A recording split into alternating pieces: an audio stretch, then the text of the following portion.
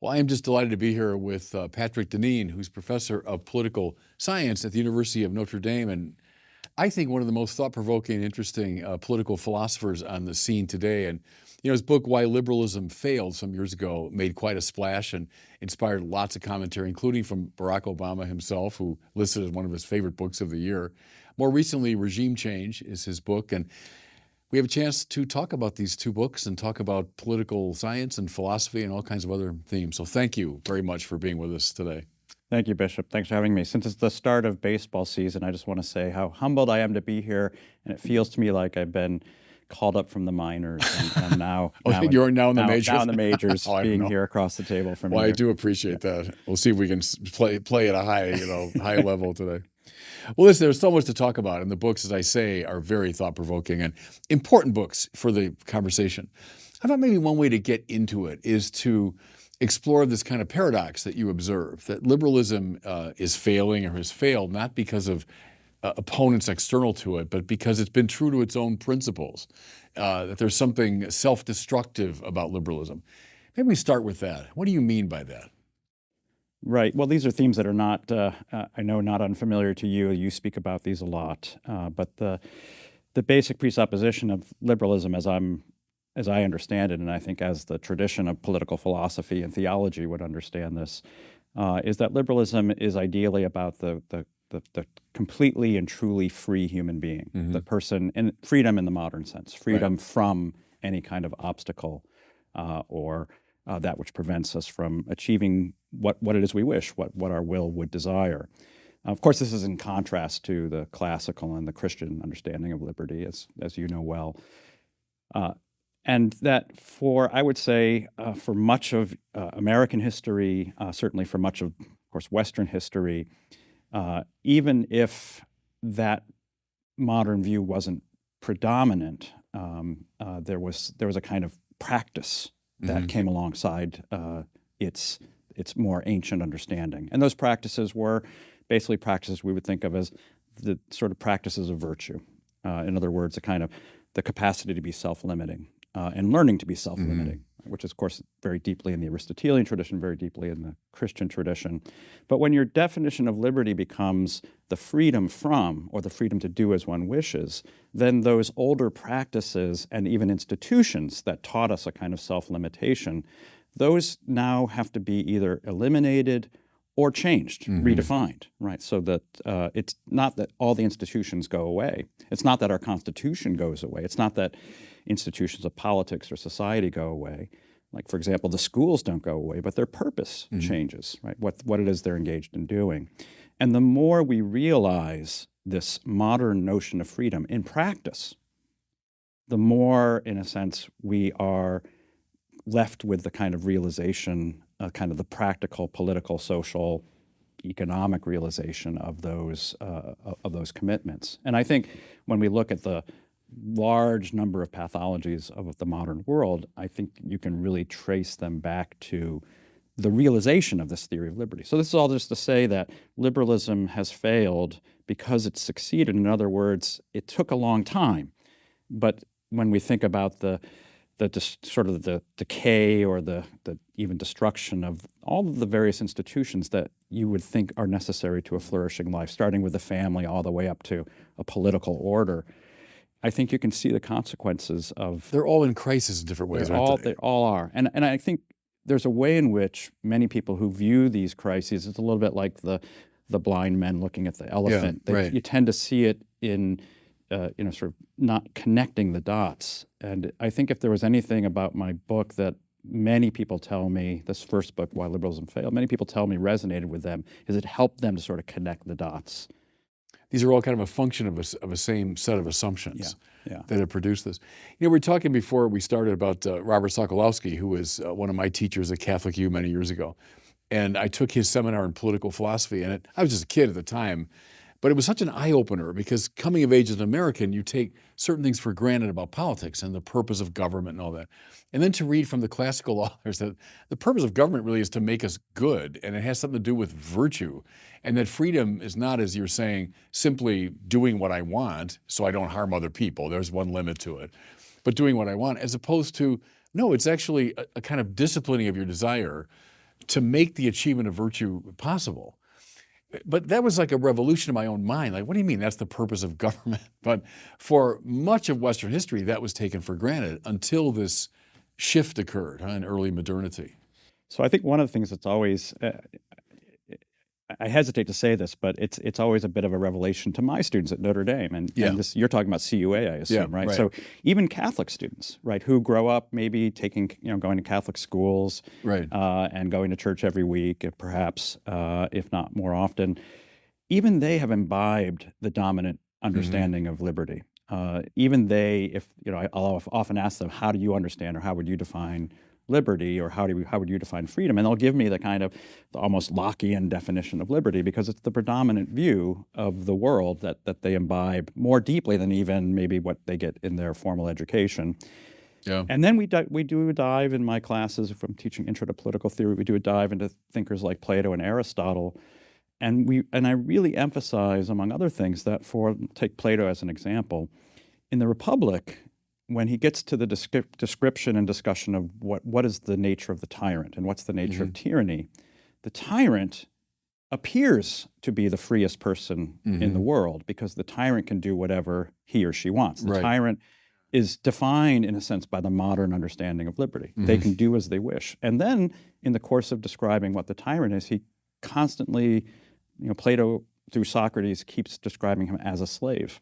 Yeah. That the tyrant has the soul of a slave, because there is never a point in which the tyrant, in a sense, can ever fulfill the infinite desires that the human beings possess. And so the tyrant, in fact, is the least free human being. And it's the problem that we've all become our own little tyrants. That there's not one tyrant. We're all a tyrant. Because, hey, look, it's my will. It's my desire. And as long as I don't harm you, but I've got the freedom to do whatever I want. That's right. And then you've got a society of little tyrants who have no sense of cohesion or of a real common good.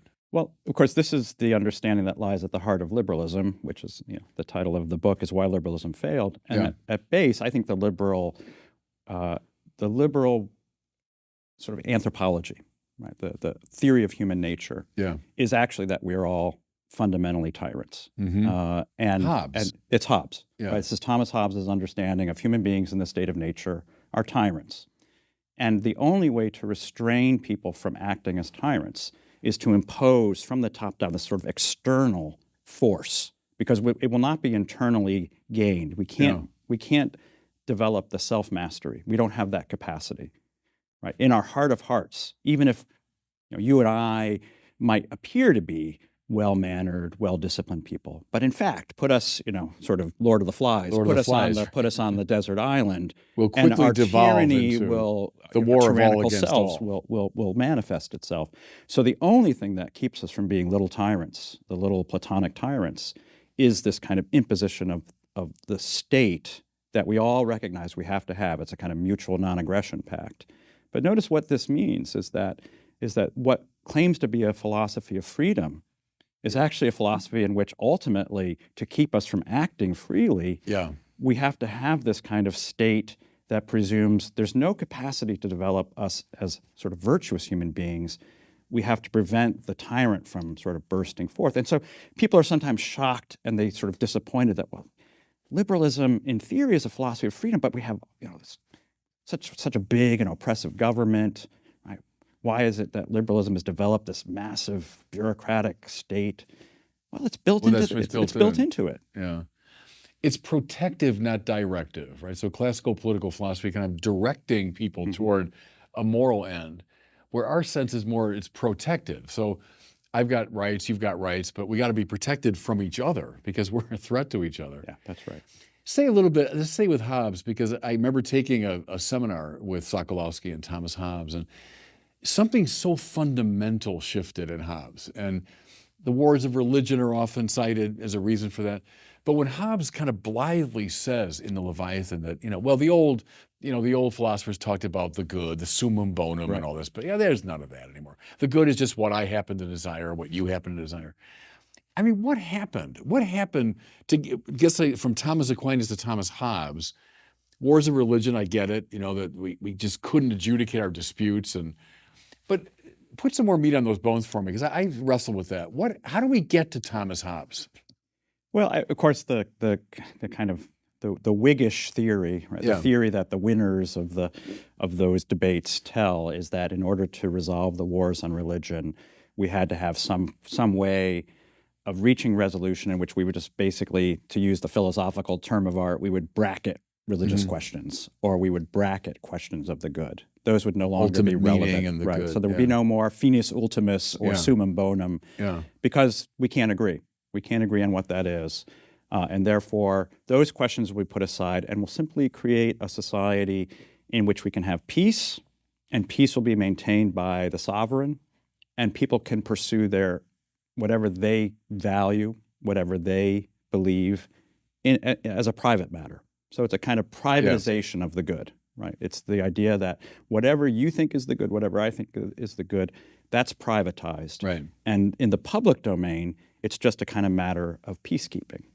Is that when Courtney Murray talks about the constitutional arrangement in our country as articles of peace? Yeah. So in a way, bracketing questions of ultimate good, although he certainly will invoke the natural law. Yeah. But at the same time, that stress is very Hobbesian, isn't it? They're articles of peace so we can kind of get along with each other. Right. So the theory, at least, suggests that absent any agreement upon the good, you can have a society in which there's lots of kind of, you could say, this is in some ways the theory of pluralism, right? There's lots of little pockets in which people can pursue their idea of the good, and this would be religious pluralism. But Hobbes, I think, understands that what will come to predominate is a kind of what we would today call value relativism. And in fact, the language of values really comes from Hobbes.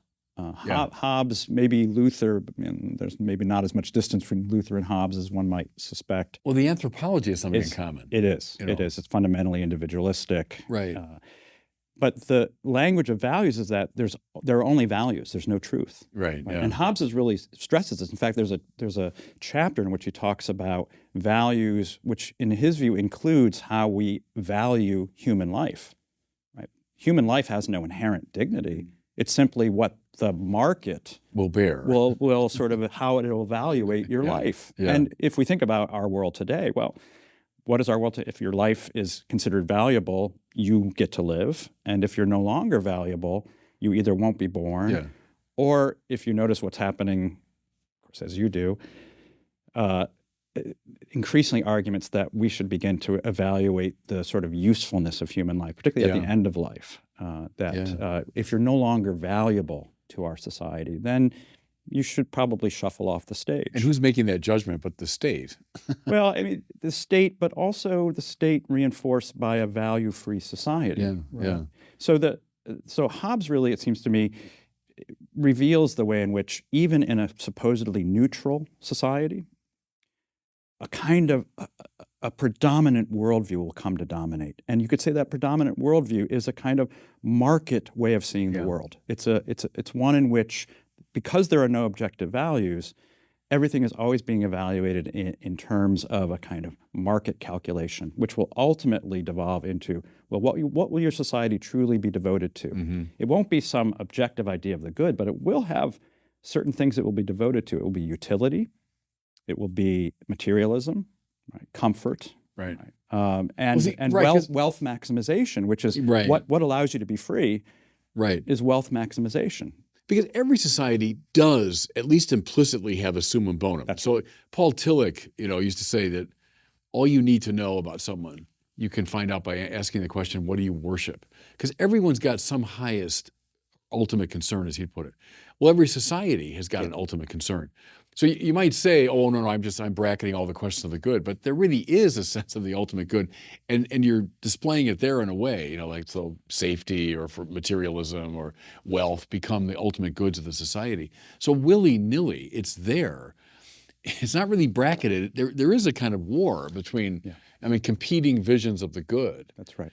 Go ahead. Yeah, so of course, then not only, of course, now does this new understanding of freedom and what it values, what it regards as the highest good, not only does that come to predominate, but this worldview now becomes actively hostile to what we might think of as the kind of classical understanding and those who maintain the view of the classical understanding of liberty. And here's where I think, John Courtney Murray, writing in the post-World War II era, 50s, was more sanguine about sort of the American situation, and I think maybe is warranted today, because it still seemed like you had a kind of civil society that still could bear, and bring to bear commitments to the good. Yeah. That leavened this more utilitarian, functionalist, materialist world. But I think when you look at, again, the logic of this, again, this Hobbesian, Lockean liberalism, Right. what it really will begin to do is both erode those values or those understandings of the good, and then turn hostile to them. Yeah. Right. Actively hostile toward them. Because what are they? They are now a kind of effort to impose some notion of the good, even if it's on their own pluralist population. It's still a form of oppression. Yeah. And I know you're a student of Tocqueville, and many have commented that Tocqueville, in a way, noticed an equilibrium. So there's this liberal society at the upper level, but kind of underneath it is a common moral consensus born largely of religion that's providing a sort of ballast to the society. As that's eroded, as it clearly has in our time, I think in my own lifetime, the change in our society, visible change, from one that kind of basically held to, I'd call it a biblical anthropology, a biblical sense of life and the good, but that has eroded in the course of my lifetime. And then what are we left with when that Tocquevillian equilibrium is kind of undermined? Talk about that. Yeah, so probably my own reading of Tocqueville is a bit more, again, a bit less, reads him in a less sanguine way. Okay. I do think that, again, a lot of the way in which Tocqueville was read and understood coming out of that same period in which John Courtney Murray is writing, and you have Richard John Newhouse developing arguments in First Things. Right. The basic view is the following, that there is this equilibrium, and if in a sense we lift the oppressiveness of the liberal state from civil society, that civil society will flourish. Right. So it's a kind of, it's almost a version of if you have laissez-faire in economics, you'll have prosperity. And if you have laissez-faire in the civil realm, you'll have kind of this flourishing of the civil sphere. I think that's been the dominant view of the kind of standard Republican Party for a long time. I think Tocqueville understands in a way that maybe a lot of his readers, that the corrosive elements of what he calls democracy, we might say liberal democracy, that these have a tendency and these have a trajectory. And that they need, in some ways, to be actively sort of not only resisted, but you need a kind of active way of shoring up those kinds of institutions. And he's careful about how he says this, but he talks about the need not just to allow associations, but to, in a sense, shore them up. He says there may be ways in which they have to be artificially created. And he also speaks of the need for statesmen and philosophers to shore up religion and religious institutions and a religious perspective. He says not directly necessarily, but he says by giving people a kind of long-term perspective, elongating their view of history or human life beyond their own generation, the kind of society that can build cathedrals over multiple generations. Liberal democratic societies are going to become, they're going to have a much more short-term view of things. The people are going to have very narrow understanding of time and temporality. And so to shore up a kind of a society that sees itself as engaged in a civilizational project, those leading the society need to be especially cognizant of how they give that sense of long-term, even eternity. And he says, through this, he said, there will be a long detour back to faith. Yeah, okay. No, and that's very interesting to me. And help me with this. Do you think the church's loss of confidence in itself, so let's say the generation before I came around, so my parents' generation, this sort of confident Catholicism of the 40s and 50s that inhabited the culture, with a certain swagger. Certainly there was an anti-Catholic element. There always has been in America. But yet the Catholic ethos had a certain swagger to it, right? My experience coming of age, like in the 70s, 80s, then the scandals hit and all that. First, the church in more of a hand-wringing mode, of self-doubt, or coming hat in hand to the culture, please take us seriously. as I say, the scandals hitting, which then we lost more confidence. That's a societal crisis, not just a religious crisis, right? That the church has lost confidence in proposing a whole vision of life, proposing a way of life. And so that kind of the attenuation of the religious presence has been really bad for our society. Yeah. Well, I think we're not that different in age, and so I grew up at a similar time. I mean, it's coming of age in the 70s and 80s, and I recognize what you're saying, but I also, my experience of the faith growing up, and certainly growing up in a society in which there was a kind of, I would describe myself as the generation after the generation that arrives in America. So my grandparents' generation, they're like the big immigrant. So I'm an Irish Catholic. My grandparents' generation is the generation that comes here. My father's and mother's generation is the generation that's kind of living in this thick, right, what's called ghetto Catholic culture, right? Yeah. They grow up in that. And it seems really solid. It seems to be a very solid thing. And this is, I think, the point where it's enjoying especially what it takes as the generosity of American liberal society, right? You're able to build your own alternative institutions. You have your schools, your hospitals. My father went to Power Memorial High School with Lou Alcindor. Right. Parishes flourishing, Catholic parishes hospitals are booming, and so on. And things feel very good. Yeah. But I think, Catholicism it's certainly, you can say, we can look at times of human history where Catholicism was, in a sense, it's a kind of separate from society, in the catacombs, perhaps. Yeah, right. But the catacombs didn't have institutions. Mm-hmm. The catacombs wasn't, didn't have schools and hospitals and so forth. But the catacombs also wasn't where Catholicism was meant to stay, or even where those who lived in the catacombs wanted it to stay. It's a public order. I mean, it's not just a private order. It makes claims on the public sphere, on every dimension of life. And I think what seemed to be very strong at that time, when my parents' generation grew up, proved in fact to be very fragile. Yeah, and I think that's fair. And I can tell you that growing up in my generation, it seemed like it was almost, even before the scandals, it evaporated in my generation. There are very few of my classmates that I went to school with, high school with, who are still Catholic. Right. Yeah, And I dare say, even as a personal matter, I have 3 siblings, and none of them are practicing Catholics. So, if you're batting 25%, I think, again, to use the baseball analogy, you're not going to make the majors. So it turns out that having having a view of the faith in which we could have our own thing, not make any claims on the world, and in fact, at that time, start to enjoy the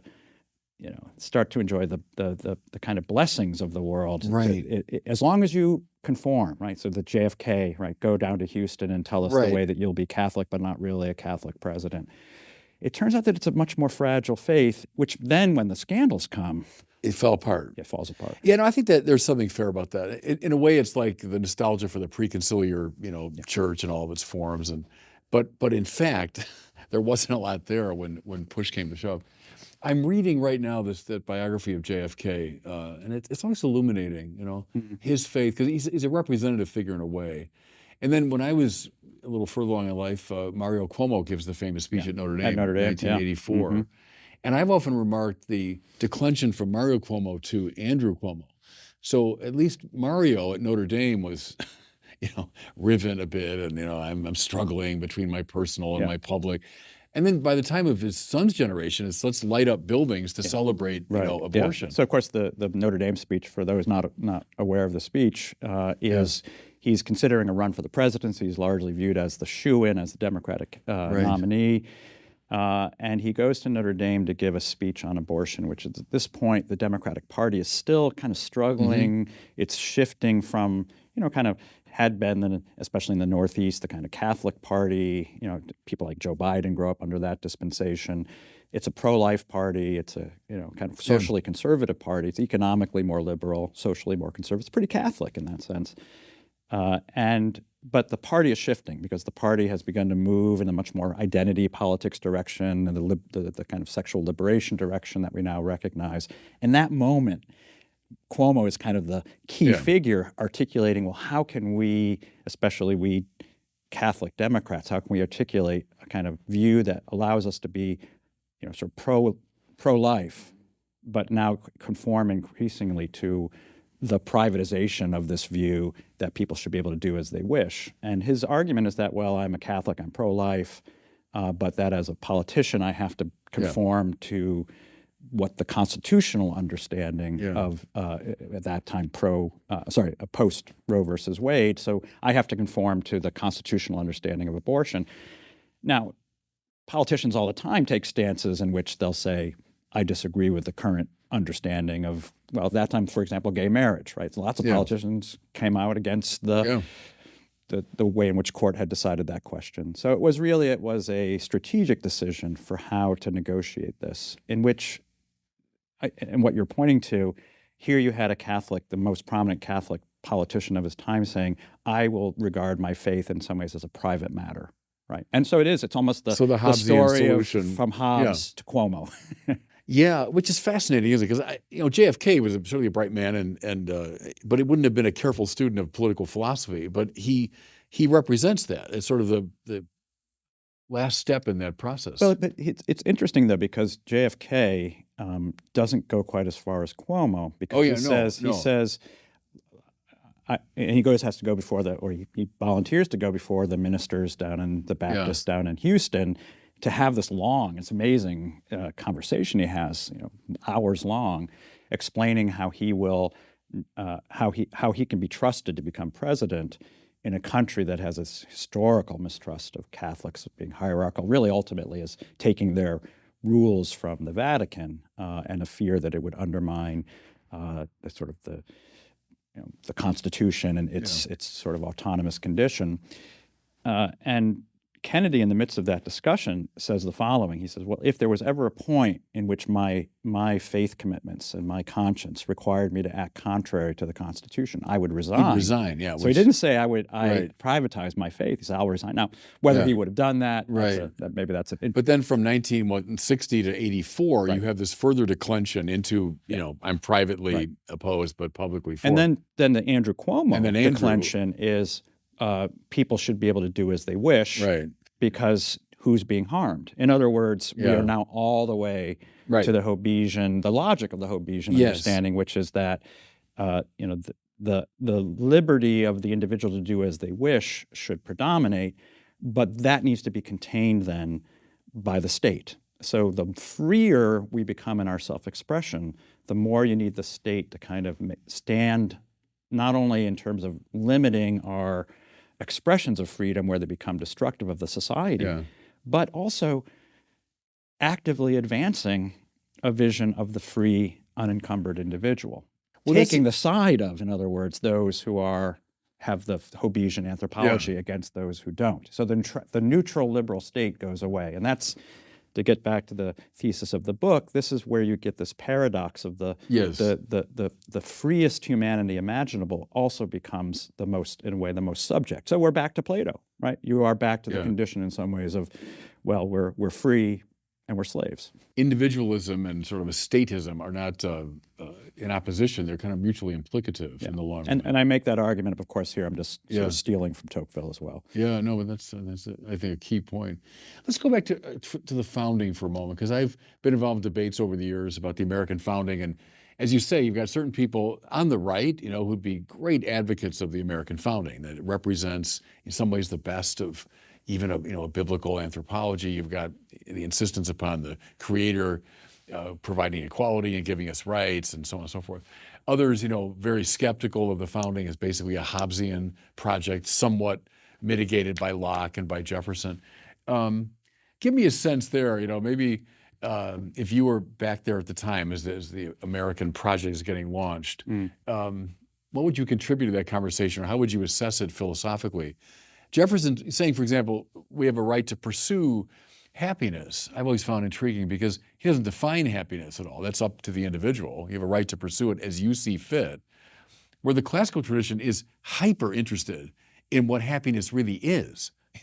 Aquinas devotes, page upon page to beatitudo. What is it exactly? Plato is deeply interested in it. And then by the time you get to Jefferson, well, it's sort of undefined. Just you pursue it as you see fit. Talk about the founding a little bit. Yeah. How do you assess that?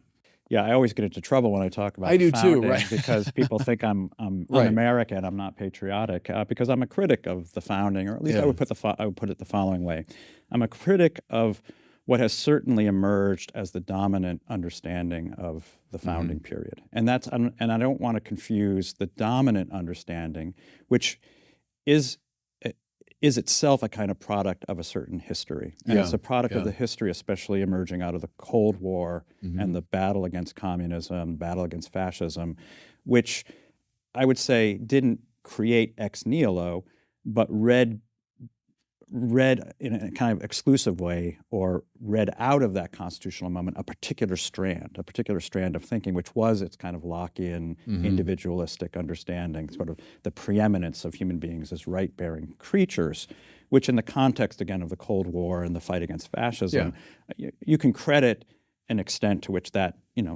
was a kind of necessary, politically necessary development, but which really narrowed the understanding of the founding beyond what I think its actual complexity reflects. So in criticizing the founding, I recognize I'm kind of criticizing the way in which the founding has been interpreted by, for political reasons and strategic reasons, but it's not that it's not there. It was certainly there, and it's there in some of the most preeminent of the thinkers. I think it's there certainly in Jefferson, although Jefferson was complex, the Declaration especially. I think it's there in Madison's understanding of the Constitution, in which the Constitution is really designed as a document or as arranging a regime that will sort of create articles of peace and will sort of put to the side questions of the good because society already seemed too complex, and the assumption was that kind of predominant liberal understanding of the political order.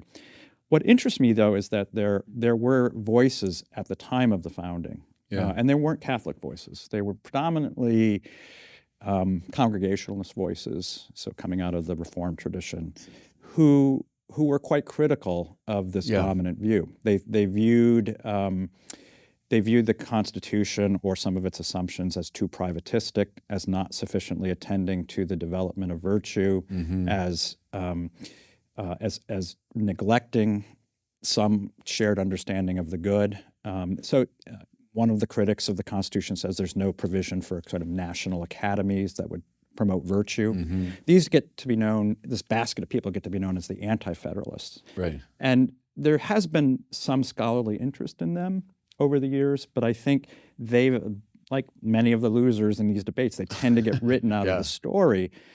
And I often like to, both assign those texts to my students and point out this is a legitimate part of the American tradition, right? This is our tradition. We don't have to sort of say as Catholics, these weren't Catholic authors, but they were drawing on a tradition that you could say goes all the way back to the classics.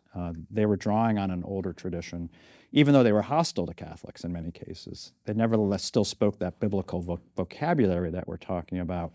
And in that kind of, again, that Congregationalist tradition, even Puritan tradition that Tocqueville regards as the kind of true founding of America, there's a way in which you can read that tradition as giving us a kind of vocabulary. And when Catholics arrive, this is what the bishops are seeing. So Bishop Hughes, Cardinal Hughes, I guess at that point. This is what John Courtney Murray is writing about. This is what Orestes Brownson, buried in the crypt at Notre Dame, right? And what they all say to a person is that the official founding of America is flawed because it's based on these Enlightenment, Hobbesian, Lockean principles. But there's a deeper kind of sub-constitution. And not a privatized thing where like we just discussed that among ourselves, but really a public form. And they all use the phrase, America was founded, the founders built better than they knew. They built better than they knew. They were appealing, or kind of there was implicitly a kind of a widespread understanding that kind of served as a sub-basement to what was otherwise a kind of flawed philosophy. of a number of our founding fathers. And I think one can say that when Catholics come to America, and they rightly see this as a land of freedom that can allow them to worship, and when the 1950s you get this emergence of Father Sheen, and you get the public culture, which you get the Song of Bernadette, and Going My Way, and the confident Catholicism, the Boys' Town. You get this, you get this public. And you have movies like The Ten Commandments winning the Academy Awards. There's every reason to think that public dimension of the faith has a place at the table. It's very interesting because we could recover it to some degree. See, at times I get the sense of despair. Like, look, the toothpaste's out of the tube. There's no way we're ever going to recover the pre-Hobbesian sense of the good. We religious people talk about it, but come on, publicly in our country. And so the best we can do is this kind of Articles of Peace approach, and so I'm always looking for signs of hope that we could recover, not aggressively, not violently, and all that, but recover a common sense of the moral and intellectual. It's an epistemic crisis too, isn't it? Yeah. It was a loss of confidence in our capacity to know the truth. What's the path to recovering that? And you're hinting at it there, both with this at the time of the founding and coming up through the tradition. Mm-hmm. What's the ground for hope today that we could recover it? I think the ground for hope, actually, I guess it's in the title of this book, which, Bishop, I'm the last person in the world who expected this book to do well. This is published with Yale University Press. Yeah. I thought maybe I would get it published and get promoted to full professor, which I did, so I got that. It sold 60, 70,000 copies, which by academic standards is pretty good. Yeah. And it touched a nerve, as you already mentioned, across the political spectrum. So it's sold not only among people of a more conservative, traditional disposition like myself, it's sold among people on the left, because it really took both sides of our political order to task. And it took it to task for reasons I think that would be familiar to a Catholic, which is that each side has this kind of liberal, libertarian dimension that is leading to this kind of societal self-destruction, whether on the right as a kind of form of free market They're orthodoxy. two sides of the same liberal coin, you'd argue, but we call liberals and conservatives. Right. And then the left, especially with its kind of sexual libertarianism, that has, I think, in many ways undermined the family and kind of the core basis of a flourishing human society. And people could pick up this book on any part of the political spectrum and find something that they agreed with, although in many cases they would say, I agree with half of this book, which is what Barack Obama did as well. Yeah, said, oh, there's half of this I like. Right. But in a sense, what that indicates to me is that everyone recognizes there's something wrong. Yeah. And more people are beginning to put together, well, you're not going to solve this on the terms of the current political dispensation. So if there's grounds for hope, at least for me, and as a Catholic there always are, but at least in the narrower political sense, it's that the people who are reading this book and getting most excited about it are young. They're young people. Yeah. They're students. They're people of the generation after us, who they're not buying the goods that their older generation has been selling them, that the only way that conservatives can fight against this is by reviving the fusionism of the Reagan era, or the left is, at least some element of the left is seeing that the kind of lack of concern about formation of families and homes and so forth is really a problem. So I think that there's hope. Now it's a qualified hope, because this is I would say, a thoughtful minority of people, but I think it's what could be the beginning of a kind of fundamental change. It'll take a generation, but in which a recognition of the perils of the logic of liberalism is increasingly recognized, and a kind of alternative is developed. Mm-hmm.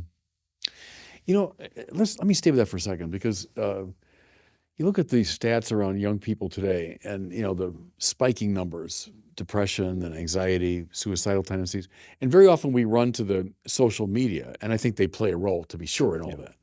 But see, I've often wondered if it's this deeper thing. In some ways, the whole new atheism fad, and it's like a limit case of what we're talking about. it's all up to me. I decide value. I decide what's true and good. There is no objective norm. We don't come from anywhere.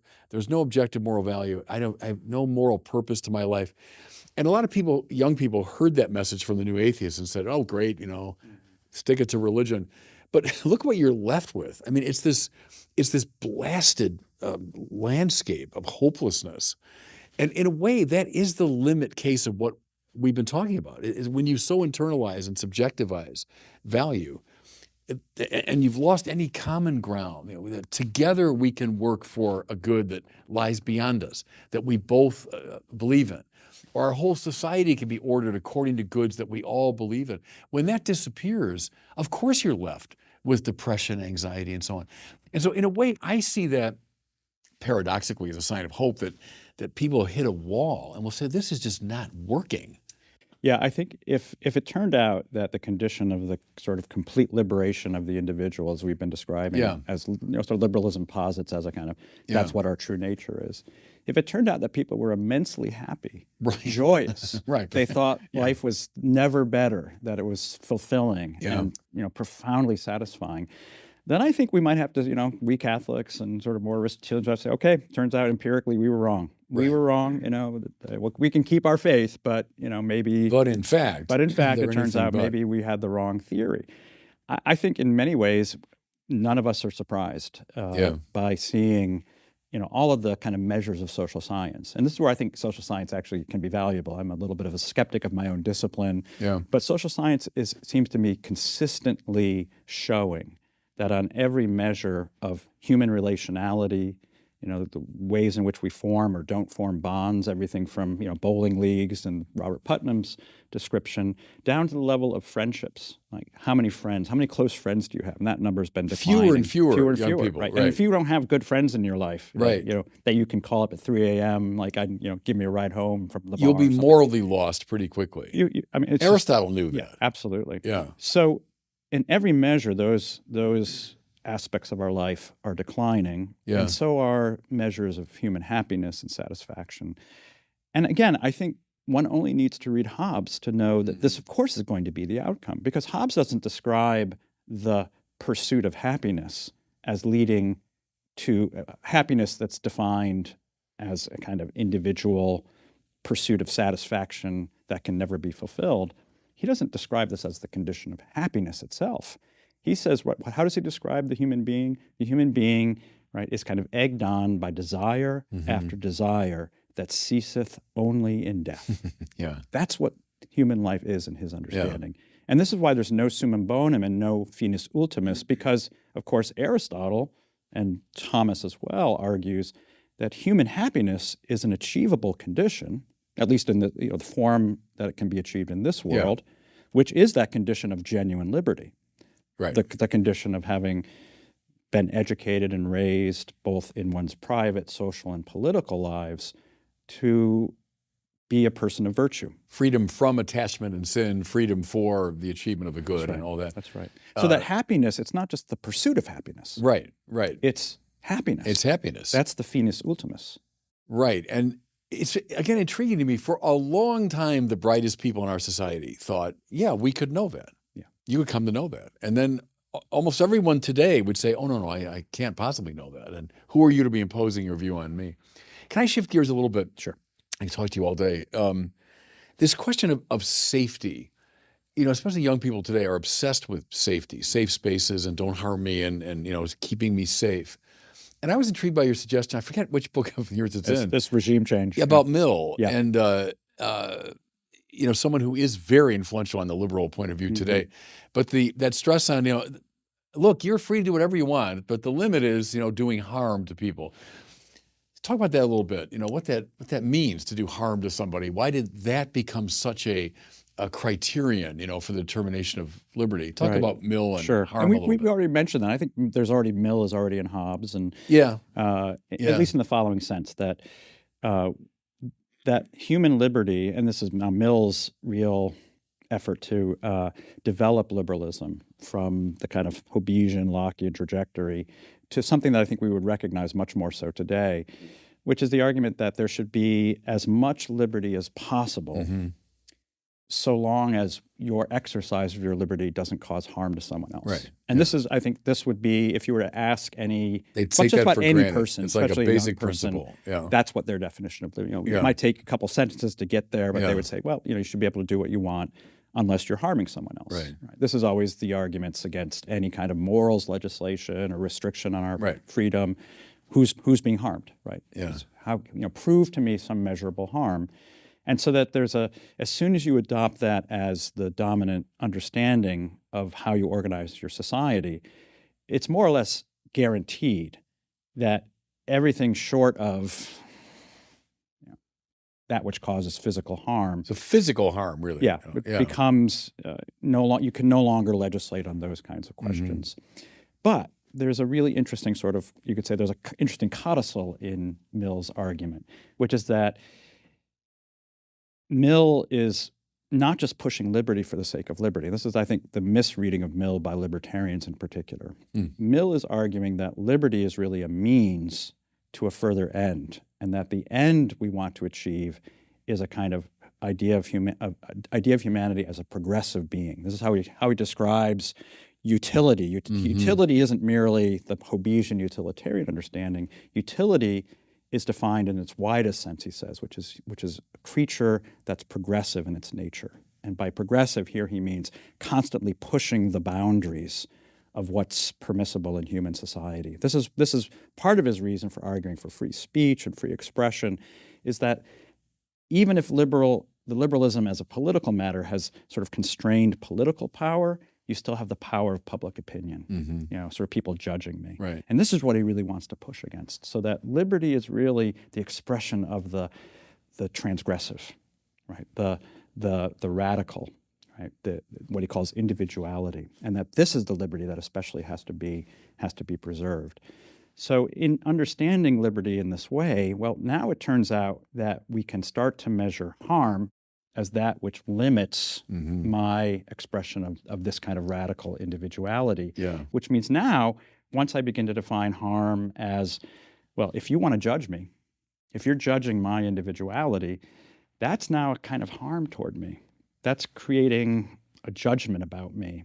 And now we can exercise authority over that, because if I can prove harm, that's subject now to some kind of limitation, public, social, what now we're into wokeism. And that's really, I think, so I know you had Chris Rufo on. I like Chris, but I think Chris is really working hard, and others in the sort of conservative movement, to sort of say wokeism arises from this kind of foreign contagion. It's cultural Marxism. Yeah, right. It comes from Marcuse. Yeah, right. It comes from Marxism. Except, guess who the figure that Marcuse invokes most often in his book, in his essay, which is the argument for intolerance. Repressive tolerance is the title of it. This is the kind of you could say it's the playbook for what we think of as wokeism. The people who are on the right side of the political spectrum should be repressed because they are trying to instantiate intolerance. So we need to be intolerant toward the intolerant. The figure he cites most often is John Stuart Mill. It's very interesting. Yeah, he cites John Stuart Mill because John Stuart Mill, in a sense, defines where it is you can begin to invoke limitations. And the limitations have to be on those who want to limit the transgressive. So again, notice how, in a way that is in keeping with the anthropology of Hobbes in its own way, that the transgressive, the individual, the genuinely free, has to be given a kind of put into the driver's seat. And there's a through line from Hobbes to Mill to Marcuse. So Marcuse doesn't represent just a foreign contagion of Marxism. It's within the liberal tradition. Yeah. And so for those who just want to say we need to just go back to John Stuart Mill to save us from Marcuse. We're going to get back to Marcuse through that. It's very interesting. I think of people are writing around the same time, Mill, Marx, Newman, right around the same time. And Newman, who's Orestes Brownson. And Brownson as well. No, and Newman, who in many ways reverences the modern tradition, takes it in, Locke especially, but then has the fathers in him and has the Bible in him, which gives him a whole different sense of what liberty. And then someone like Brownson on our side of the Atlantic. It's interesting, too, that Brownson and Newman are both converts to the church. They see something. and they recognize the dangers Yeah. within American and British society. But of course, the church at the time. I've been doing a course right now on liberalism and its critics, and we've been reading a bunch of 19th century sort of encyclicals and authors, Brownson among them. Now figures that the church, or at least let's say dominant voices in the church, want to say, okay, we don't resort to those arguments anymore. Post-Vatican II, we've made our peace with modernity, we've made our peace with liberal democracy. And I think there's it's interesting to go back and read some of those figures, Bonald and Below and Cortez and some of these 19th century reactionaries or counter-reformation, counter-revolutionaries, because they all discern obviously the dangers of liberalism as they understood it, and again as it's played out. They predict, okay, this is going to come after the family, this is going to come after the church, right? Anything that's not fundamentally anthropologically individualistic at its core won't be tolerated. It will be actively attacked and that has disassembled. come true. So I think looking at what happens from the 19th into the 20th century, again, the church always says it's reading the signs of the time and rendering a kind of its judgment of how to express the faith, which is consistent and true over time, how to express the faith in light of the signs of the time. If you think of the signs of the times in the 1950s, 1960s, Vatican II, and so forth, you're coming out of fascism, you're coming out of communism, and the church is opposing both of these things. And it says, okay, if we look at the landscape right now, liberal democracy looks like this might be a workable political order for us. This is something we can work with. There's enough here. If you're reading the signs of the times right now, it seems to me the church needs to really begin thinking about how do we express, a certain, kind of ongoing willingness to be skeptical to those aspects of the world. It's always going to, right, the world will be against us. Those aspects of the world that the church will always be in the position to have to correct. And I think we might be coming into that time. And I think Pope Francis in his own way has been someone really understanding this and working toward this. He doesn't come out of, he does come out a bit out of that world, but in a way that John Paul II did not, who, living in Poland, living under the thumb of the Soviet Union.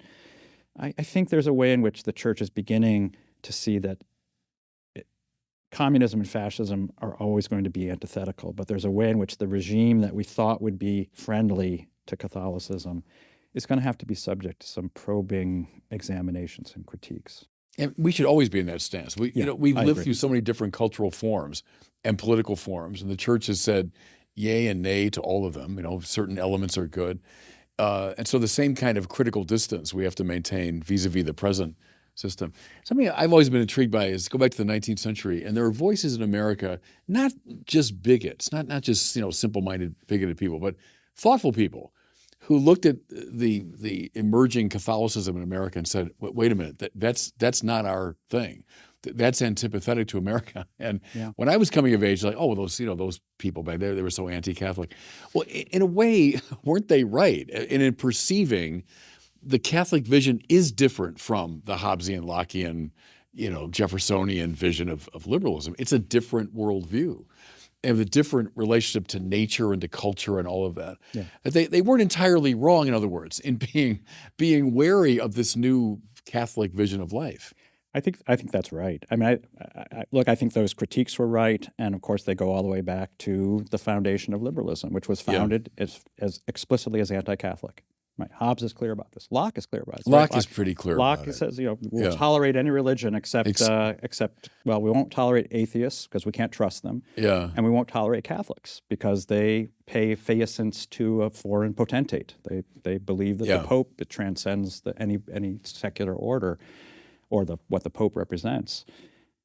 So at the very roots of liberalism is a kind of anti-Catholicism. And those figures, from the time of the founding and into the 19th century and even into the 20th century, I would say even today, right? Whenever I'm described by the popular media, Catholic political theorist Patrick Deneen at the University of Notre Dame, because I'm an enemy. So there's no political theorist that I can think of on the left who's described Protestant political theorists or Jewish political theorists. It's always Catholic political. So they're getting something. They're getting something that's true. Yeah. Yeah, they are. But they want to make sure that I'm labeled so that you automatically know I'm a bad guy. You're a bad guy. So I think it's true. And the obverse of this is the way in which Catholics, of course, we've already mentioned this, but Catholics, in order to kind of gain acceptance in this world that was otherwise, this country that was otherwise hostile to them, had to trim. And JFK is a good example of this, and Mario Cuomo is a good example of this. Yeah. But frankly, I think the mainstream of Catholicism has had to trim. They've trimmed either by conforming themselves to the political left, so you get the left Catholics. They've conformed by conforming themselves to the political right, and so you get the right Catholics. But it turns out the right Catholics and the left Catholics tend to at least be tolerant, if not downright supportive of the libertarian elements of the political left in its sexual domain, and then the economic, or the economic in terms of the right, and not only just tolerant, but even in some cases, I point to the right in particular, actively promoting a libertarian economic and that's policy. Certainly not Catholic social teaching with regard to the economy. I think of John Paul II, favoring the market economy. Indeed, the Church has been suspicious of socialism from Leo XIII on. But a market economy circumscribed legally and morally in all kinds of ways. So it's not like a just liberal libertarianism. Supporting labor unions and So again, escaping the easy left-right divide. Yeah. But it's a minefield, isn't it, as Catholics have tried to make their way. But I wonder, as I said earlier, that a loss of confidence in our own great intellectual tradition. And not sort of begging for space within the liberal arena, but proposing a whole different vision of life. So this is when I mentioned the younger generation. So it is a cause for hope for me, but I'll say qualified hope in the following sense that I think, especially the younger generation of Catholics, I spend a lot of time on college campuses, my own campus, Notre Dame, a lot of other campuses, and the younger generation of those who would consider themselves to be really Orthodox Catholics. They're what we're talking about. They're there. They really see themselves as, and now this term that I've somewhat adopted. It's the subtitle of the regime change book, post-liberal, which has its roots and origins in post-liberal theology. Right. But post-liberal is becoming fashionable as a way of describing this because it sees itself as sort of succeeding liberalism, sort of rejecting liberalism to court in the ways we've been describing this as kind of trying to refashion a kind of more Aristotelian understanding for the modern age. So it's not pretending to go back. It's post-liberal. It recognizes where we are now. So I would say the younger generation of Catholics have to be among the most intellectually vibrant and engaged, maybe of Catholics of any time. I mean, can you think of a time in which sort of what you might think of as the average Catholic, was reading Aquinas and Augustine and the most the younger all the seminarians. Like I didn't know any, I didn't know the encyclicals growing up. And I grew up in that sort of still quasi ghetto world in which we weren't taught encyclicals, much less Aquinas or Augustine. We read some version of the Baltimore Catechism. Know how to answer these questions. These are intellectually really engaged young people. So on the one hand, I think they're actually well armed in a way that maybe the generations that we came out of weren't. I do worry, though, that the faith could potentially move in too intellectual direction because, of course, it's a faith of practice and piety and practice, and not just for a kind of elite. It was the faith of ordinary people. And that's where I worry about the church increasingly. Is it's sort of its intellectual dimension. Like young college students who are engaged, I get invited all over the place, as I'm sure you do, to talk to these kinds of students. Right.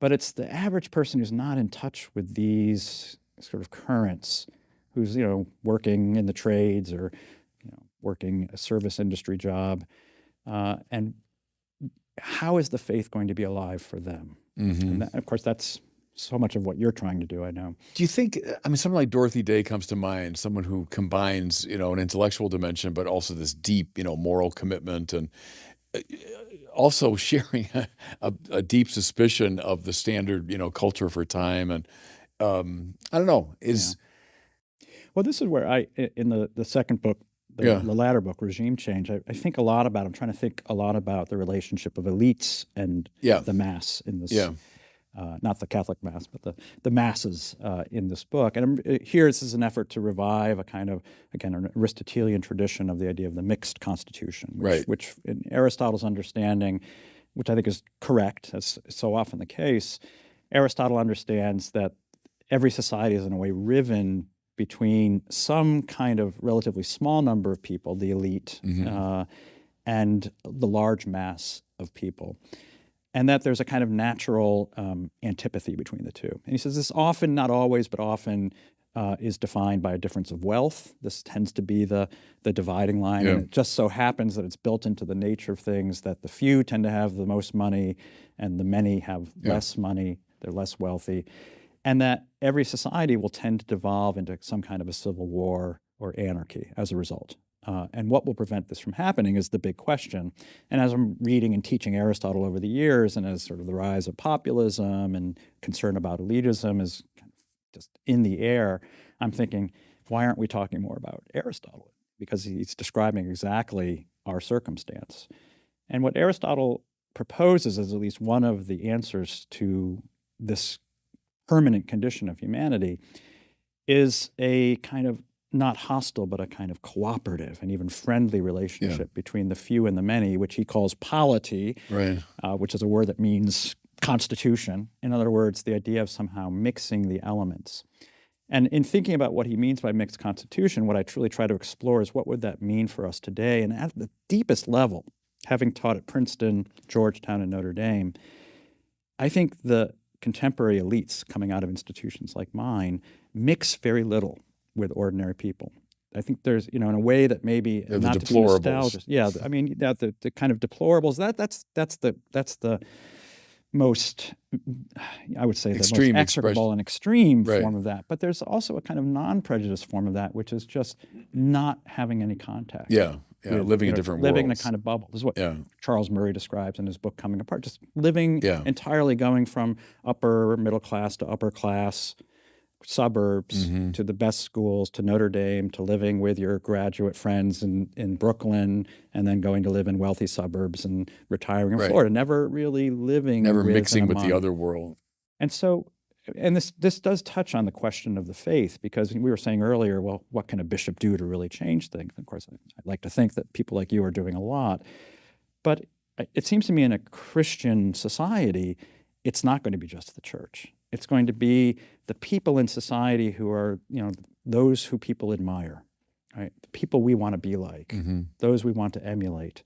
And when those people are, coming out of Hollywood and so forth, and they're kind of garnering all of the attention, that's going to have a certain kind of tenor or flavor to society.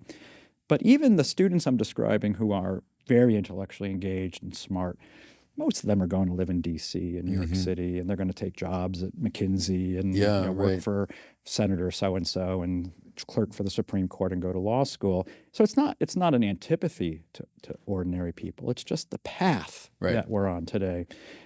And one can say, and I'm a fan of Wendell Berry, one can say, okay, read some Wendell Berry, read some Rod Dreher, and choose the Benedict option, choose to kind of live in a place that's not in the kind of the elite places of society. But at some level, it's also structural. It's structural. And it may need a more structural way of addressing this, right? And what would that look like? Well, I think going back to Catholic social teaching, there's a real suspicion of sort of economic concentration of power. There's suspicion of some degree of political concentration. But it's one of the great underappreciated elements of it, I think. It's just that. It doesn't like concentrations of economic or political power. It likes it distributed. That's right. Hence Chesterton's distributism. That's right. And so we clearly today we certainly have concentration of political power. We recognize that. But we also have concentration of economic power. And this is where I think the kind of conundrum comes into play, which is in the Catholic understanding, I think broadly, you're going to need an exercise of political power to sort of limit the economic concentration of power. So there is the appropriate exercise of political power, which isn't just centralized political power, but it's the ways in which I think so much of our economic system today is all about absorbing the people who are graduating from the institutions where I teach and taking them out of, removing them from all of the various places of our country where they could really valuably be these kinds of more local stewards of their society and could become the admired people of their places. And I say this as someone who really thinks that short of that, I don't know how the ordinary person working the service job or the trade job necessarily finds their way to the faith in a way that doesn't require them to do, an advanced course of study today. Yeah. I think I have a couple of things. I probably have to close. I got to talk to you all day again, but we're a little past time. But years ago when Sokolowski was teaching us Aristotle, that line, what's the right thing to do? And the answer is find the good man and do what he does. Yeah. And it's one of those that you can say, well, it's a circular answer, but I think there's something very right about that. It's not so much learned abstractly through principles. It's, well, there's the good man. And especially if you're in a smaller community, it's easy enough to pick out, oh, yeah, that's the good man that I want to, whatever he or she does, that's what I want to do. In the more religious context, it would be the saint. Who's the saint in our community? What do the saints do? Well, that's what I want to do. And I wonder if that's a way to recover this great tradition. It's not just a theoretical, as you suggest, but it's these embodied figures, the good man, the good woman, the saint, will teach us, what the good is. Yeah, since I'm in Minnesota right now, I always like to mention to my students, I say, well, many of you want to go off and you will go off and work for, again, you'll be a functionary in the regime in Washington, D.C., and you'll have a good life, and it'll be interesting. You'll meet lots of interesting people, and you'll be surrounded by nice restaurants and so forth. But you will be, you may have some impact. You may help draw up some legislation, but you'll have relatively modest impact in terms of the world around you. I said, but think about someone like Moonlight Graham, who was in Chisholm, Minnesota. Right. Field of Dreams. If you know the movie Field of Dreams, yeah, right? This was he was the local doctor. He was a real figure. He was a real human being.